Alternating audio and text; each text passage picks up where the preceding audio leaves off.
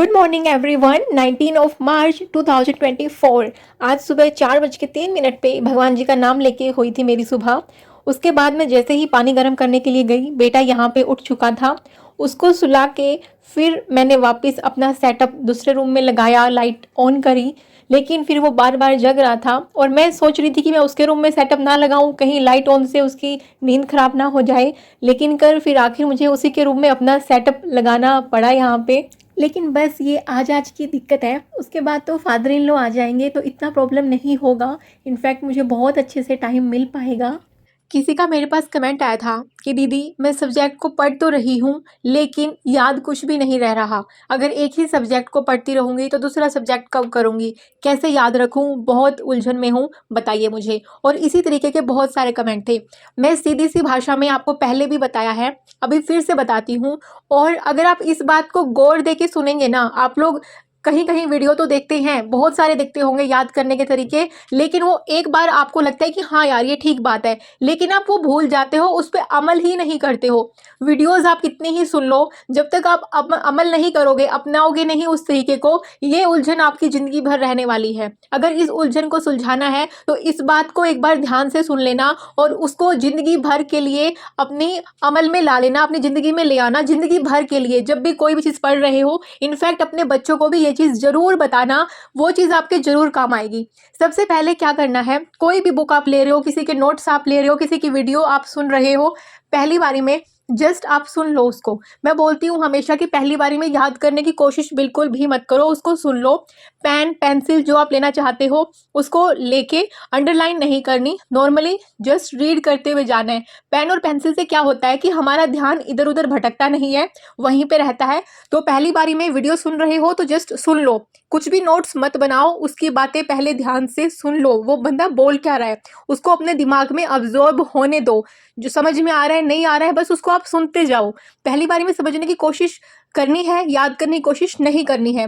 Same ऐसा book के से पढ़ाई कर रहे हो तो पहली बारी में पेन पेंसिल लो, सिर्फ समझते जाओ। और एक और खास बात, जो बुक है ना उसको इस तरीके से पढ़ो कि कोई सामने आपके बंदा बैठा है और वो बंदा आपको ये चीजें समझा रहा है और आप समझ रहे हो, साथ के साथ पढ़ते हुए ऐसे जैसे कोई लाइन आपने पढ़ी, आपको उसका कुछ मतलब समझ में आया तो बोलो कि अच्छा ठीक है भैया ऐसी है, ठीक है ओके।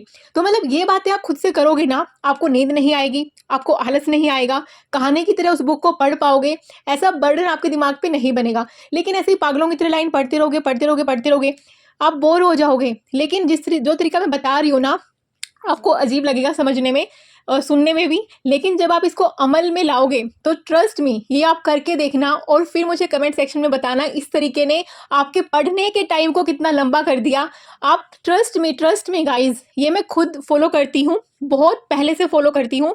इनफैक्ट जब मैं कहीं पे भी पढ़ाई करती थी, स्कूल टाइम में, कॉलेज टाइम में, तो मैं ऐसे ही पढ़ती थी कि कोई लाइन मैंने पढ़ी है तो मैं ये सोचती थी कि ठीक है, कोई इंसान जैसे समझाता है ना कि भैया ये बात है, तो मैं जैसे हम करते हैं कि अच्छा ये बात है, या फिर उससे क्वेश्चनिंग जैसे हम करते हैं कि यार ये कैसे हुआ, वो कैसे हुआ, हम करते हैं ना जब किसी से बातें करते हैं, तो बुक से भी हमें ऐसे ही बातें करनी है। इसलिए वो बोल बोल के जो पढ़ाई होती है ना, वो सिर्फ वो नहीं होती कि जो हमने पढ़ लिया this is a book, this is a that, मतलब वो वाली पढ़ाई, मतलब ऐसे बोल बोल के तो जो पढ़ते हैं ठीक है, लेकिन हमें ये भी बातें करनी है बुक से, कि जैसे कहीं बुक में लिखा हुआ है कि दिस इज अ बुक, मैं एग्जांपल बता रही हूँ, दिस इज अ पेन, तो जैसे हम उससे बातें कर रहे हैं कि अच्छा ये है, ठीक है, बुक है ये, ओके, ये पेन है, अरे यार ये इसमें यहाँ पे दैट क्यों नहीं है, यहाँ पे ऐसे क्यों नहीं है। तो वो आपको जैसे खुद से आप क्वेश्चन करोगे, उसके बाद फिर वो बुक ही आपको रिप्लाई करेगी। जब उसको आपके मन में क्वेश्चन आया, कोई लाइन आपने पढ़ी, वो क्वेश्चन अपने मन में रखिए, वो बुक आपको खुद रिप्लाई करेगी कुछ लाइनों के बाद। और जब आप मन में क्वेश्चन करते करते पढ़ोगे ना, तो वो रिप्लाई आपको जब मिलेगा तो वो आपके दिमाग में बहुत अच्छे से जाएगा। उसके बाद अभी आप, ये तो हुआ पढ़ने का तरीका कि आपको बोरियत फील ना हो पढ़ाई करते हुए, आप अपने लॉन्ग आवर्स दे पाए पढ़ाई को। ऐसा पढ़ोगे ना कभी, अगर आपने ये इनकलकेट कर ली हैबिट, तो आप दिन के 3-4 घंटे लगातार पढ़ाई कर सकते हो, बीच बीच में आपको ब्रेक लेने की नीड भी नहीं पड़ेगी। जब आपका गला सूखेगा ना तब आपको पानी की जरूरत पड़ेगी, नहीं तो आप पानी पीने के लिए भी नहीं उठने वाले हो, पानी पीने के लिए भी ब्रेक नहीं लेने वाले हो, ट्रस्ट मी। और ठीक है, आपने इस तरीके से पढ़ लिया, लेकिन ऐसा पढ़ने से आपको याद नहीं होने वाला। आपको लगेगा एक बारी में कि आपको सब कुछ समझ में आ रहा है, लेकिन आपको याद नहीं रहेगा। आप दुनिया की कोई भी चीज़ सुबह पढ़ाई करते हो, कितनी ही वो आसान हो, कितनी ही वो मुश्किल हो, रात तक आप उसका आधे से ज़्यादा हिस्सा भूल चुके होते हो। अगर यकीन नहीं आता तो रात को आँखें बंद करके जो पढ़ा है ना, उसको पेपर पे लिख के देखना कि आपको कितना याद रहा। और आपको इसके लिए क्या करना है, अगर आपको याद रखना है तो रिवीजन करने के तरीके बार-बार ढूँढते हो, बार-बार ढूँढते हो, कमेंट सेक्शन में पूछते हो, कहीं और वीडियोज़ जाके देखते हो। एक सिंपल सा तरीका जो मैं बार-बार बताती हूँ रिकॉलिंग का, कि जो आपने पढ़ा है, आज सुबह पढ़ा है, पहली बात तो उसको रिवाइज़ करना है रात को सोने से पहले। जिनकी पढ़ाई 3 से 4 घंटे की होती है, आधा घंटा रिवाइज़ ज़रूर करना है। जिनकी पढ़ाई 7 से 8 घंटे की होती है, रात को सोने से पहले 1 घंटा रिवीजन के लिए मस्ट है आपको निकालना। अगर आपने रिवाइज़ नहीं किया ना, तो जो आपने सुबह के 6, 7, 8 घंटे अपनी पढ़ाई को दिए हैं, सब वेस्ट है, कुछ नहीं याद होने वाला। अरे आप एक बात बताइए कि याद क्यों नहीं रहता हमें? हमें ना बहुत सारे लोगों की ये टेंशन होती है कि हमें याद ही नहीं रहता, याद ही नहीं रहता।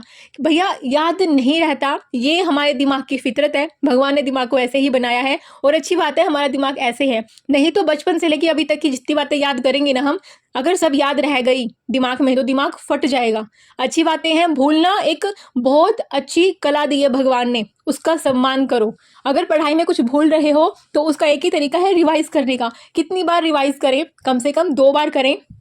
जब आप पढ़ाई कर रहे हो किसी टॉपिक को तो उस टाइम पे रात को सोते टाइम जरूर करना है। किसी वजह से नहीं कर पाए उसी रात को तो अगले दिन सुबह नया पढ़ने से पहले उसको रिवाइज करना है। फिर 1-2 दिन छोड़ के जब भी आपको टाइम मिलता है, लेकिन करना जरूर है 1-2 दिन छोड़ के, जो टॉपिक आपने पढ़ा था पेन पेपर पे उसको रिकॉल करना है। मैं बार बार रिवीजन के तरीके में जब से मैंने वीडियो डालना शुरू किया है मैं एक ही चीज़ बोलती हूँ, रिवीजन करते हो तो रिकॉल करो।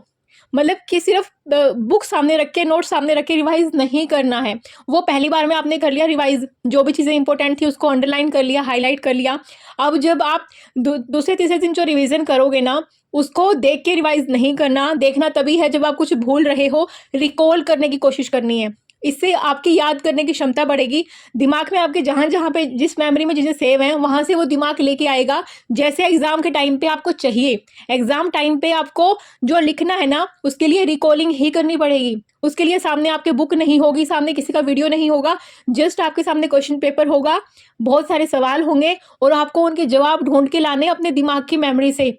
उसको अभी से इस्तेमाल करना सीख लीजिए कि रिकॉलिंग करना है और ये दिमाग आपका ढूंढ ढूंढ के लाए अपने मेमोरी से कि कहाँ कहाँ सेव है वो चीज़ें जो आपको चाहिए। अब आप जब पेपर पेन पे वो चीज़ें लिख लोगे, एक और चीज़, जब वो चीज़ें लिखो तो जंबल फॉर्म में लिखनी है।